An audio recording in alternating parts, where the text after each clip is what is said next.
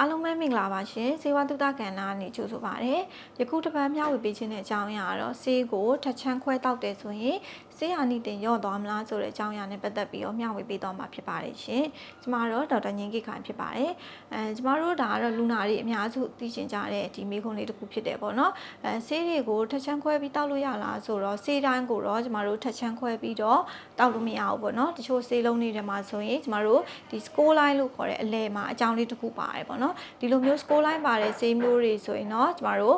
တောက်သုံးလို့ရတယ်ဒါပေမဲ့ကိုကဆေးဝါးပညာရှင်တို့မို့ဆရာဝန်နဲ့တိုင်ပင်ပြီးတော့တောက်လို့ရတယ်ပေါ့နော်ဒါပေမဲ့တချို့ဆေးတွေပေါ့ဘယ်လိုဆေးမျိုးတွေလဲဆိုတော့ကျမတို့ဆေးဘူးမှာ ER လို့ခေါ်တဲ့ entry coated ပြီးတော့ MR လို့ခေါ်တဲ့ modifying release ပြီးတော့ CR လို့ခေါ်တဲ့ control release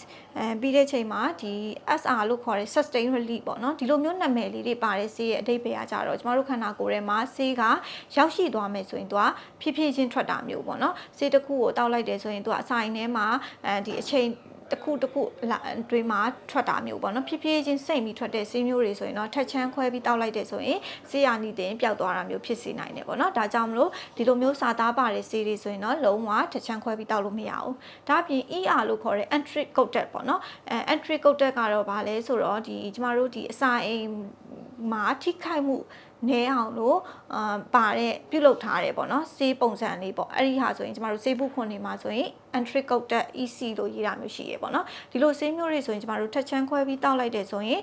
ကျမတို့အစာအိမ်ကိုပို့ပြီးတော့ထိခိုက်စေနိုင်တယ်ဒါအပြင်ဆေးအာနိသင်ကိုလည်းပြည့်ပြည့်ဝဝကောင်းကောင်းမရတာမျိုးဖြစ်တဲ့အတွက်ကြောင့်မလို့အခုလိုမျိုးပြောထားတဲ့ entry coated လို့ဒီ SR လို့ sustain release လို့ဖြည်းဖြည်းချင်းထွက်တဲ့ဆေးမျိုးတွေဆိုရင်တော့ကျမတို့ထက်ချမ်းခွဲပြီးတော့တောက်လို့မရဘူးပေါ့နော်နောက်ရေးကြီးရဲ့ချက်ကတော့ကျမတို့ဆေးကိုထက်ချမ်းခွဲပြီးတောက်တယ်ဆိုရင်ကျမတို့ညီမျှပေါ့နော်ထက်ချမ်းခွဲရမယ်တချို့ဆိုရင်ဒီလက်လေးနဲ့ပဲချိုးလိုက်တာဆိုရင်တစ်ဖက်ကဆေးလုံးလေးကကြီးနေတယ်တစ်ဖက်ဆေးလုံးလေးကသေးတယ်ဆိုရင်ဆေးရဲ့အာနိသင်ဆေးရဲ့ဒီပမာဏမတူတဲ့အတွက်ကြောင့်မလို့တရက်မှာဆေးပမာဏများသွားတယ်တရက်မှာဆေးပမာဏနည်းတာမျိုးဖြစ်တဲ့အတွက်ကြောင့်မလို့ကျမတို့ဆေးကိုဆရာဝန်ညွှန်ကြားချက်နဲ့အညီထက်ချမ်းခွဲမယ်ဆိုရင်ဆေးဖြတ်တဲ့ကတာလေးနဲ့တေချာညီလေးခွဲပြီးတော့မှထက်ချမ်းဖြတ်ပြီးတော့တောက်သုံးလို့ရရှိနိုင်တာမျိုးဖြစ်ပါတယ်ရှင်တချို့ဆေးတွေဆိုရင်တော့ထက်ချမ်းခွဲလို့မရရင်ဆေးခွဲလိုက်တဲ့အခါမှာအမှုတ်လေးတွေဖြစ်သွားမျိုးလည်းရှိတတ်တယ်ပေါ့နော်